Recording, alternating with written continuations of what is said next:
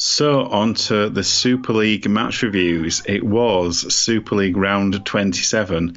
Average attendance across the 6 games, 7,080. So, pretty average, really. Yeah.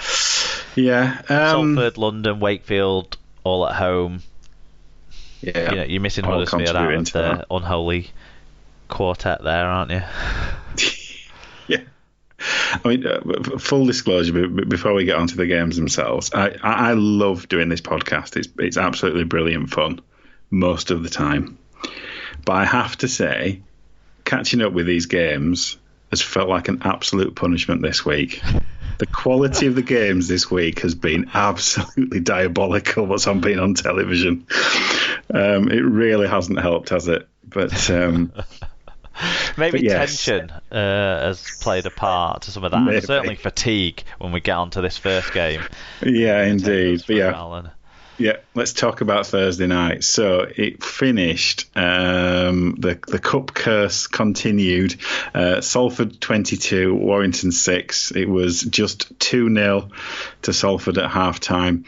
There were 4,879 people there, and Chris Kendall was the man with the whistle.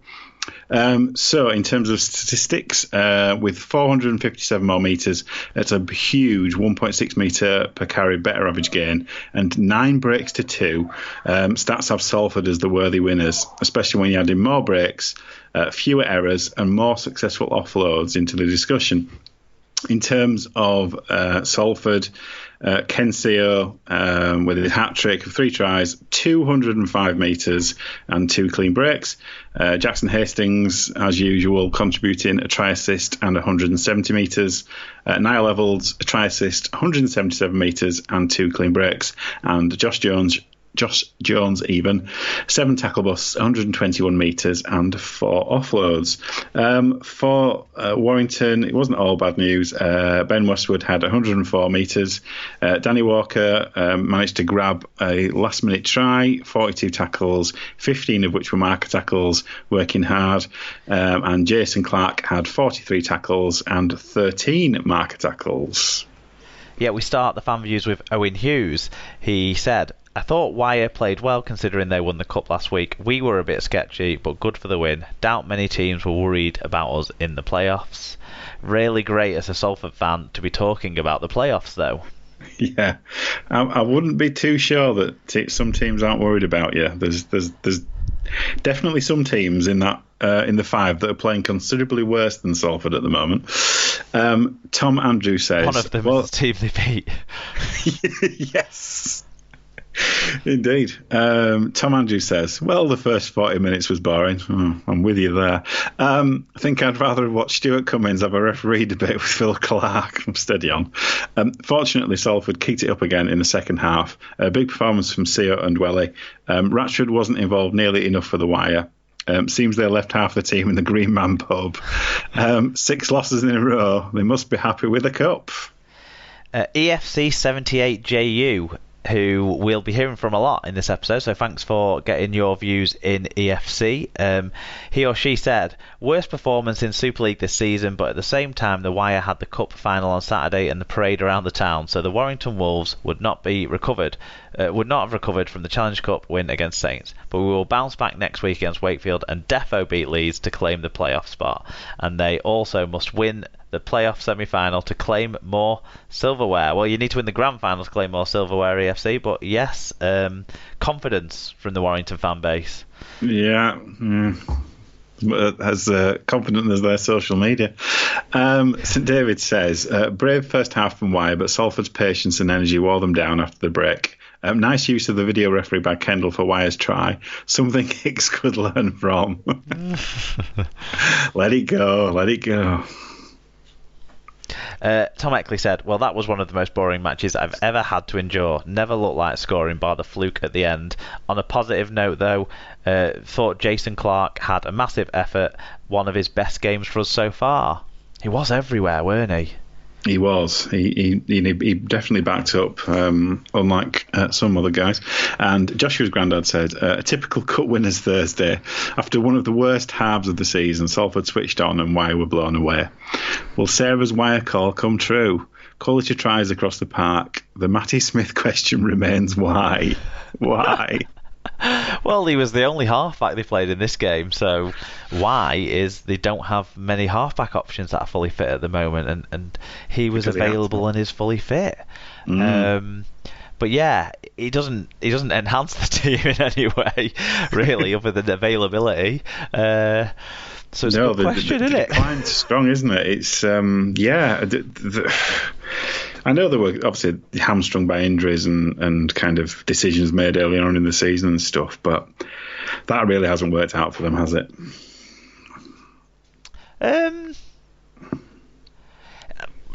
It's hard to say. If they stay in the 5, then it's not been a problem, has it? I don't look at Matty Smith and say he's the problem at Warrington. That's the thing, and he certainly wasn't the driver in this game. But maybe I'm just a Matty Smith apologist because his best years all came in cherry and white. Maybe so. Maybe a little bit. I think everyone's captured the first half pretty accurately, really, haven't they? I can't really remember what happened because nothing did. A penalty goal. Yeah. Although I have to say, I did think that there were snippets from Salford that actually came off in the second half. There were signs that things might actually click for them. They just, for whatever reason, it didn't just quite happen in the first half. Yeah. But actually, almost straight away in the second half, it did, and you had some really, really good tries. Bit of luck with Co's interception. That thing always helps. We've had a few this week, didn't we? Interception tries. Co benefited from the error as well for his first try. I mean, Lynham got in a terrible position and clean drop one that I didn't expect him to mess up. No. But no, I thought the hat-trick try was particularly good. Nice movement, and the one thing I have to say is that the teams may have figured out the tactic in terms of what's the hooker's name at Salford? Joey Lussick. Yes. You know, the trouble is you try and stop him over a metre, but the trouble is if he makes a break for 50, that's it doesn't really help, does it? But Jake Bibby try, he made that break, didn't he? That kind of set the play flowing wide open. Yeah. That was definitely the try of the game for me. Maybe even try the weekend, actually. I'd give a big shout out to the passing move and then the brilliant Niall Evalds hands for Ken Co's second try. It's nice to be able to do having that debate, which we definitely didn't have in the first half. No. It's nice to be having that kind of, is this one better or is that one better? As I said, it felt like they things that might have come off in the first half actually did come off in the second half, and I don't think why were ever really in it in terms of their, it was a typical post cup final performance in many ways, wasn't it? I mean, Steve Price rightfully made quite a lot of it. That there was errors in the game from both sides. Salford in the first half, like you say, made a lot of mistakes that they didn't make in the second half, and got away with it because Warrington weren't quite up to full throttle. But Steve Price fairly said, we don't want to be watching a TV game between two top 5 sides when one of them has had one training session that week because they won a trophy 5 days before. So Sky need to have a think about the product that they're putting out there. They really do, and this did suffer a bit from that. But at the same time, it helps play this narrative, the Salford narrative, because Salford well deserved the game, didn't they? Who stood out in terms of the players for Salford for you? It's interesting because I don't think sometimes statistics can lie to you, but in this one, for me, they really didn't. I thought, for me, the best 2 players, a hat-trick's a great thing to do, but for me, the best 2 players for Salford were Niall Evalds and Josh Jones, and it's interesting that their statistics have really shown that up. Evalds is such a classic linking player, and I think Josh Jones is a really important player for Salford for the rest of the year, definitely.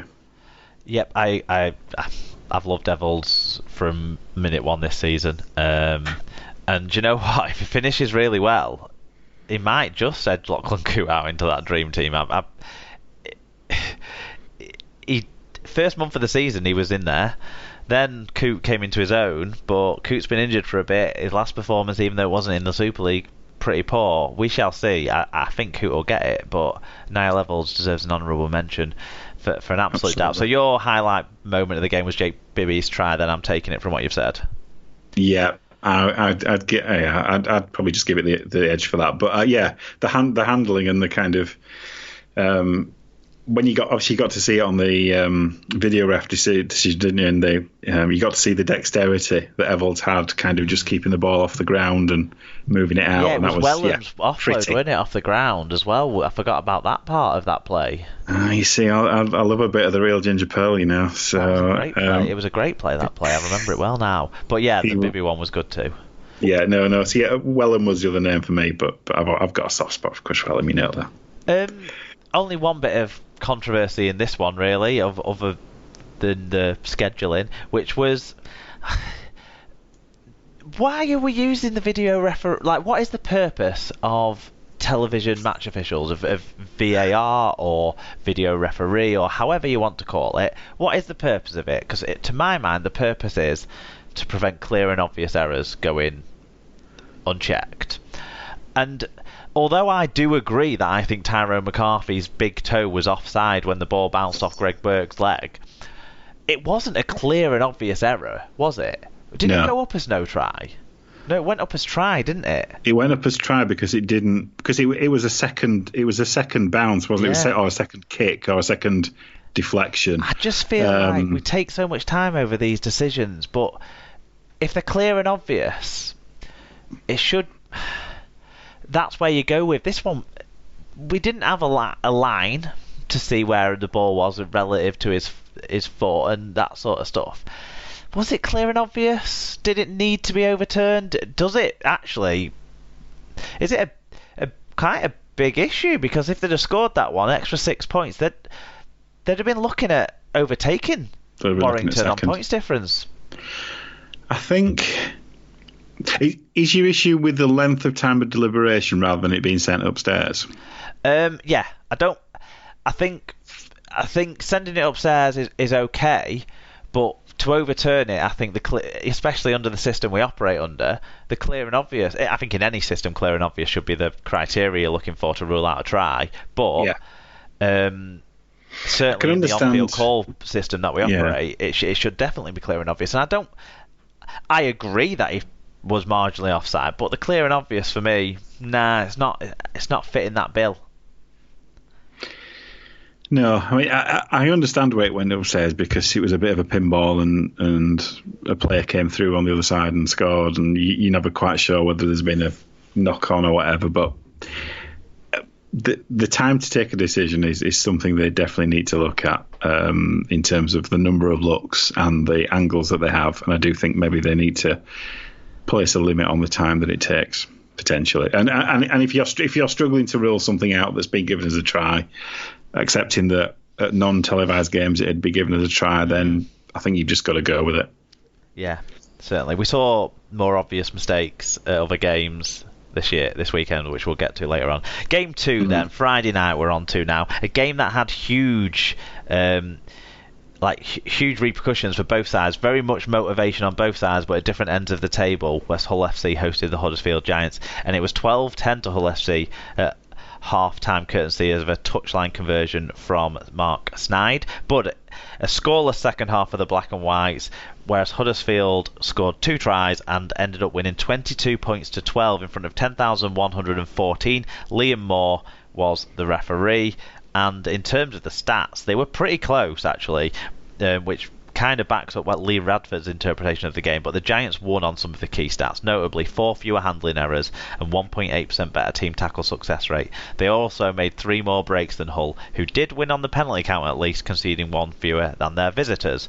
In terms of the individuals, Darnell McIntosh back at his preferred fullback position, 2 try assists, 9 tackle busts, 131 metres, 2 clean breaks. Jerry McGilvery 1 try, 5 tackle busts and 131 metres, benefiting from one of Darnell's try assists. Lee Gaskell back in the standoff position that he should never have been taken out of. 2 try assists and 102 metres, and Lewis